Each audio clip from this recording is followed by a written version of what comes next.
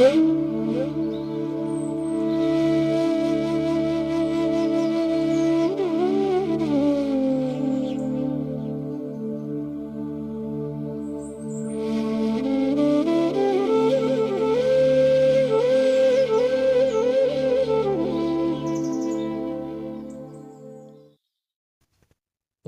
অসতো মা সদ্গময় তমসো মা জ্যোতির্গময় মৃত্যুর্মা অমৃতঙ্গময়। ওং শান্তি শান্তি শান্তি। শ্রী শ্রী ঠাকুর, শ্রী শ্রী মা এবং স্বামীজি মহারাজের রাতুল চরণে ভুলুণ্ঠিত প্রণাম নিবেদন করি। আজকে বড় আনন্দের দিন। ভগবানের অসীম কৃপায় এবং আশীর্বাদে সৎকথায় প্রতিদিনের মনন 975তম পর্বে প্রবেশ করছে এবং আমাদের এই শীতকালীন সেবা পূজাও শুরু হয়েছে। আমরা আগামী দিনেও ঝাড়গ্রামের মতন প্রত্যন্ত অঞ্চলে বা আরও প্রত্যন্ত অঞ্চলে গিয়ে গ্রামের মানুষের কাছে পৌঁছানোর চেষ্টায় ব্রতী হব। আপনাদেরকে জানিয়ে রাখা ভালো যে একটা ভাবনা চিন্তা মাথায় আসছে, যদি এই হাওড়া অঞ্চলে কোনো বাড়ি বা ফ্ল্যাট কোনো সহৃদয় ব্যক্তি আমাদের সাহায্য করেন বা দান করেন বা কোনোভাবে একটু সেখানে ব্যবহার করার অনুমতি দেন, তাহলে আমরা তরুণ প্রজন্মের ছেলে মেয়েদের নিয়ে কিছু নতুন কর্মজীবন তথা জীবন দর্শনের প্রয়োগের দিকটির কথা মাথায় রেখে আমরা ব্রতী হতে পারব। তার কারণ হচ্ছে, আমাদের বারবার মনে রাখতে হবে যে মেয়েরা কেবলমাত্র থোর বড়ি খাড়া আর খাড়া বড়ি থর করতে আসেনি। এই মেয়েদের একটা জীবন বোধ এবং জাগরণের চিন্তা ভগবান স্বয়ং করেছেন। ভগবতী তিনিও, আদ্যাশক্তি শ্রী মা তিনিও এটি ভেবেছেন। আমরা কয়েকদিন আগেই সেই শ্রী মায়ের 173তম শুভ আবির্ভাব তিথি উদযাপন করলাম, কিন্তু আমরা ভুলে গেলাম যে মায়ের এই মাতৃভাব এবং নাগরিক বা নারী জাগরণের দিকটির একটি বিশেষ ভূমিকা ছিল এবং শ্রী মায়ের হাত ধরেই প্রতিষ্ঠা পেয়েছিল শ্রী শ্রী শারদেশ্বরী আশ্রম। আমরা সেই পরম্পরায় আজকে দুর্গা মায়ের কথা স্মরণ করব। আপনাদের সকলকে সশ্রদ্ধ কৃতজ্ঞতা এবং প্রণাম জানাচ্ছি। আমরা আজকে দুর্গা মায়ের কথা স্মরণ করব, যেখানে দুর্গা মা কে শ্রী মা বলেছিলেন, প্রচার করো মা, জনে জনে নাম বিলিয়ে দাও, মেয়েরা কোটিতে গুটিক কেউ যেন সব ছেড়ে নিহঙ্গ হয়ে ঠাকুরকে ধরে। মেয়েদের বুঝিয়ে দিও তারা কেবল থোর বড়ি খাড়া আর খাড়া বড়ি থোর করতে আসেনি, তারাও সন্ন্যাসী হতে পারে, ব্রহ্মজ্ঞ হতে পারে। এবং আপনারা যারা জানেন বা এই রামকৃষ্ণ ভাব আন্দোলনের সাথে পরিচিত, তারা জানেন যে 1325 সালের এক শুভ দিনে গৌরীমা এবং দুর্গামা সর্বার্থ সাধিকা শ্রী শ্রী সারদা মাতাকে নিয়ে এই কলকাতার জমিতে আসেন, আশ্রমের জমিতে আসেন এবং আশ্রমের জমিতে পদার্পণ করে শ্রী মা প্রসন্ন চিত্তে বলেছিলেন, খাসা জমি, বেশ বাড়ি হবে, মেয়েরা সুখে থাকবে। শ্রী মা পঞ্চরত্ন পঞ্চশস্য সহ একটি রৌপ্যাধার ভূগর্ভে প্রথিত করে স্বয়ং ভূমি পুজো করেছিলেন এবং শ্রী শ্রী শারদেশ্বরী আশ্রমের নিজস্ব গৃহ প্রতিষ্ঠার শুভ সূচনা করেছিলেন। গৌরীমা তাকে সেখানেই মিষ্টিমুখ করিয়ে বলেছিলেন, এই তো আশ্রমের বাস্তু পুজো আর দেবীর অধিবাস হয়ে গেল। আমরা জানি যে ঠাকুরের একমাত্র সন্ন্যাসিনী শিষ্যা যেমন গৌরীমা, তেমনি শ্রী শ্রী মায়ের কৃপাধন্যা এবং সন্ন্যাসিনী শিষ্যা হচ্ছেন দুর্গা মা। শ্রী শ্রী মায়ের স্বাস্থ্যের অবস্থা যখন শেষ কয়েক বছর অবনতির দিকে চলছে, লোককোলাহল অসহ্য বোধ হওয়ায় তিনি মাঝে মাঝে নির্জন জন্মভূমিতে গিয়ে বাস করতেন। শরৎ মহারাজ এবং ভক্তবৃন্দের আকর্ষণে পুনরায় তিনি কলকাতায় আসতেন। ঠিক এই সময় একদিন তিনি দুর্গা মাকে বলেছিলেন, দেখো মা, আমি জীর্ণ হয়েছি, গৌড়মণিও জীর্ণ হয়েছে, আমরা সব বৃদ্ধ হয়েছি। বটগাছগুলো বুড়ো হয়েও মরে না, তাদের ঝুড়ি নেমে মাটির সঙ্গে যুক্ত হয়ে আবার রসপুষ্ট হয়, মূল গাছকে বাঁচিয়ে রাখে। তোমরা রইলে এই গাছের ঝুড়ি। এবং তারপরেই ভাবাবেশে ওইটি বলেছিলেন, প্রচার করো মা, জনে জনে নাম বলিয়ে দাও। অর্থাৎ মেয়েরা ব্রহ্মজ্ঞ হতে পারে। এই যে মহামূল্য সম্পদ দুর্গা মাকে যেন অযাচিতভাবে মা বলে দিয়ে গেলেন। এবং সন্ন্যাসিনী শিষ্যের প্রতি মায়ের আরও কৃপা যে তিনি নিজের গলার রুদ্রাক্ষের মালা দেখিয়ে বলেছিলেন যে এটি ঠাকুরের জপের মালা, ষোড়শী পুজোর সময় তিনি আমায় দিয়েছিলেন, সেই থেকে এই পবিত্র বস্তু আমি গলায় রেখেছি, আমি এইটি তোমায় দিচ্ছি। এবং দুর্গামা সেটি নিতে চাইছেন না, মনের ইতস্তত ভাব লক্ষ্য করে শ্রী শ্রী মা বলেছিলেন, না না, এটি তুমি গ্রহণ করো মা, আমি চলে গেলে শেষ পর্যন্ত এটি কার হাতে গিয়ে পড়বে, এর মর্যাদা ক্ষুণ্ণ হবে কিনা কে জানে, এ আমার এক বড় দুশ্চিন্তা। এবং গৌরীমাকেও শ্রীসীমা বলছেন যে আমার তো যাবার সময় হয়ে এলো, দেহান্তে তুমি আমার অস্থি আশ্রমে নিয়ে রেখো, 5 আনা বাতাসা নিত্য ভোগ দিলেই হবে।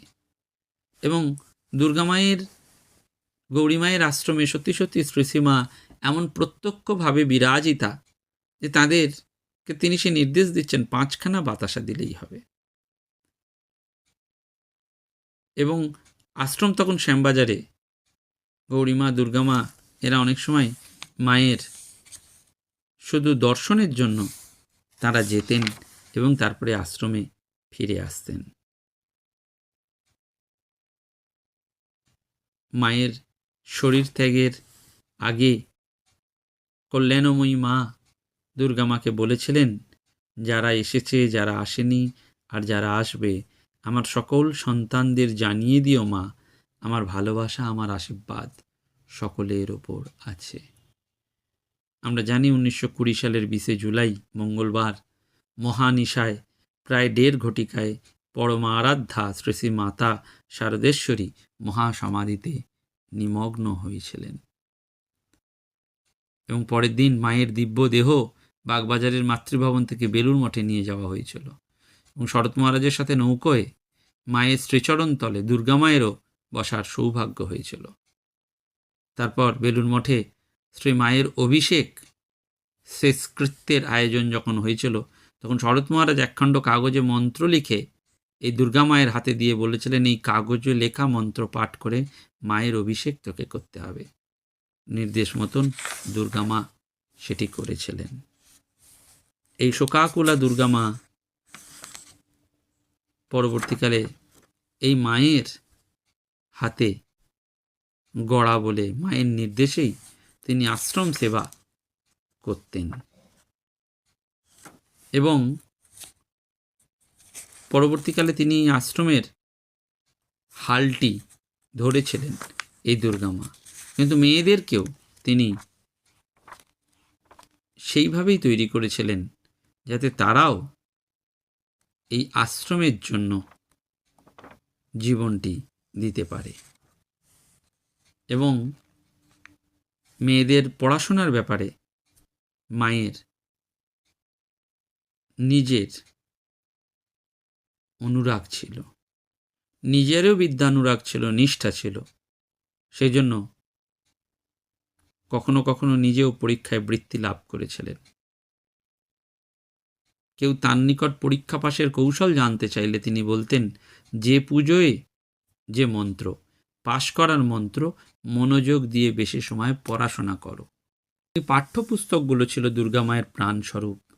ব্যাকরণ, সাংখ্য, ন্যায়, বেদান্ত, উপনিষদ এবং বিএ ও এমএ পরীক্ষায় প্রস্তুতির জন্য তিনি যত পুস্তক পাঠ করেছিলেন সেগুলো মায়ের আলমারিতে সযত্নে আজও রাখা আছে। দুর্গামা বলতেন, আমি মরে গেলে আমায় তোরা ফুলমালা দিয়ে সাজাবি না, চারিদিক স্তূপাকার করে আমার সব বই সাজিয়ে দিবি, তাতেই আমি বেশি খুশি হব। দেখুন কিভাবে তার এই বিদ্যার অনুশীলন হয়েছিল। এবং পরবর্তীকালে তিনি সংঘ জননী হিসাবেও, যেমন সারদা মাতা জয়ন্তীর ক্ষেত্রেও প্রাণাতিপাত পরিশ্রম করেছিলেন, ঠিক তেমনি এই সংঘকে পরিপুষ্ট করেছিলেন গ্রন্থ রচনার মধ্যে দিয়ে এবং বক্তৃতার মধ্যে দিয়ে এবং উপদেশের মধ্যে দিয়ে।